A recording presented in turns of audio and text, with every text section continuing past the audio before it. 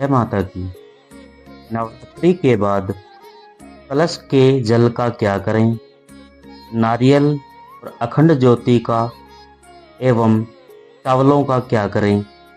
देखिए, चैत्र नवरात्रि या आश्विन नवरात्र हो या गुप्त नवरात्र हो, सनातन धर्म में इनका बड़ा महत्व है।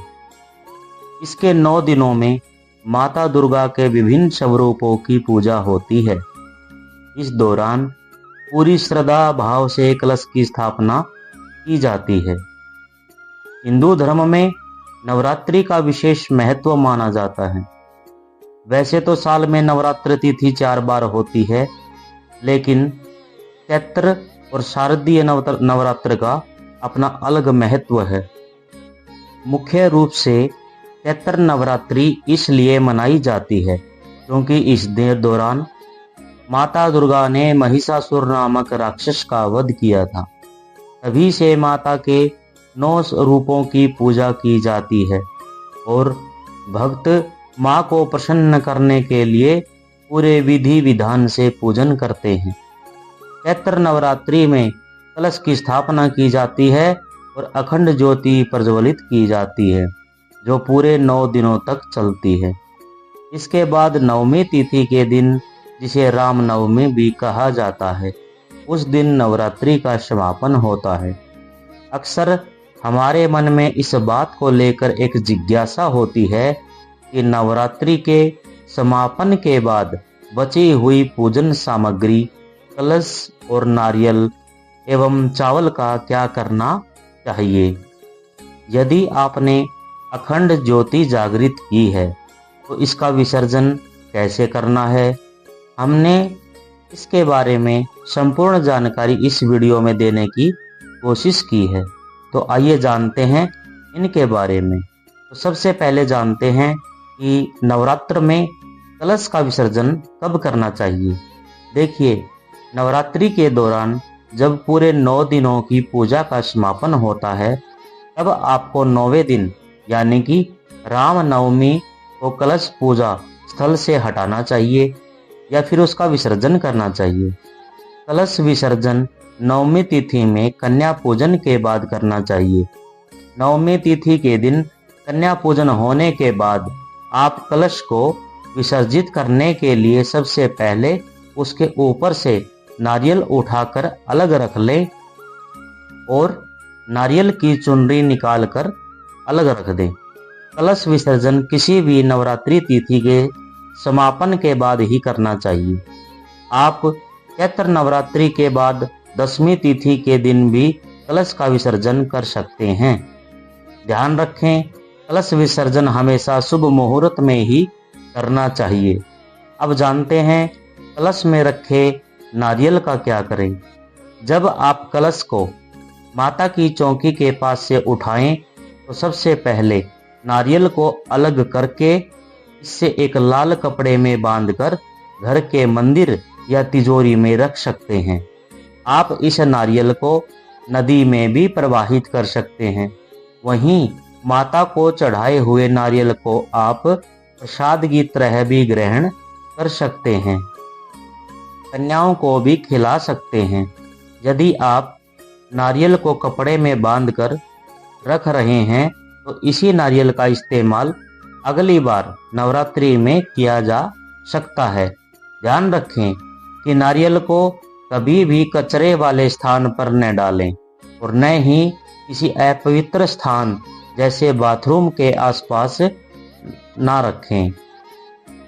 अब जानते हैं कि कलश में रखे हुए जल का क्या करें।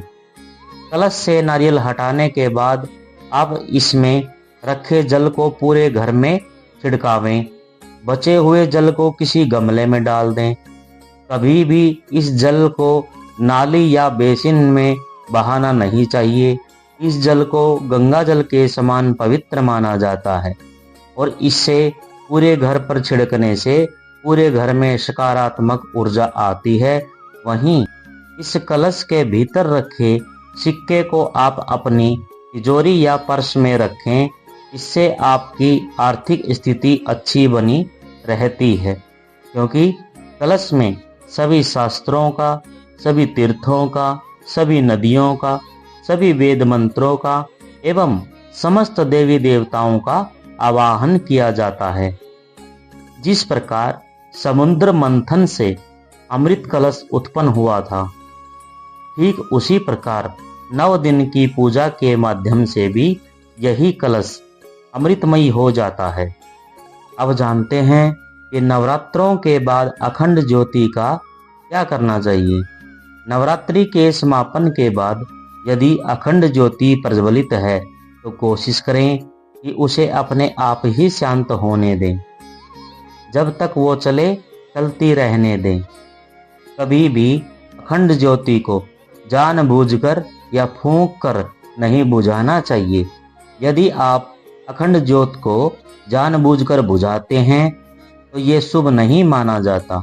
अखंड ज्योति के समापन के बाद इसकी बत्ती को निकालकर अलग कर लें और यदि इसमें घी बचा हुआ है तो उस घी को आप दोबारा पूजा में इस्तेमाल कर सकते हैं। अखंड ज्योति के दीपक का तेल भी एवं घी बहुत ही पवित्र माना जाता है। अब जानें कि कलश के पास उगे हुए ज्वारों का क्या करें। देखिए, जब आप कलश का विसर्जन कर देते हैं तब कलश के पास उगे हुए ज्वारों को बर्तन से निकालकर किसी गमले में इसका विसर्जन कर दें। इनमें से कुछ ज्वारें निकालकर अपनी तिजोरी या पैसों के स्थान पर रख दें। इससे आपके घर में कभी भी धन की कमी नहीं होगी। मान्यता है कि ज्वारें आपके घर की समृद्धि का प्रतीक माना जाता है।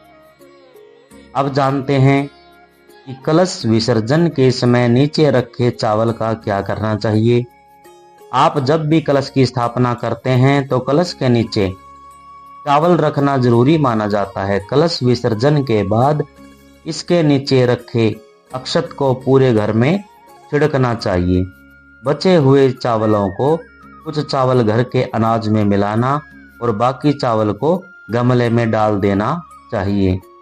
इसके नियम क्या होते हैं तो नियम सुन लीजिए।